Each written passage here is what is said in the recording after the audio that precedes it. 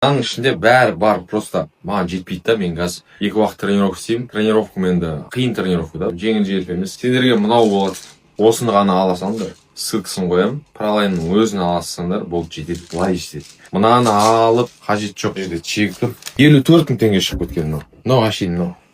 Мынаның бәрі біраз ақша. Лучше пролайнның өзін ғана аласаңдар, сол жетеді былай. А маған жетпейді енді. Мыналар керек маған. Сторонний алу керек. Сондықтан да достар, міне питанием, диетам осындай. Сендерге совет.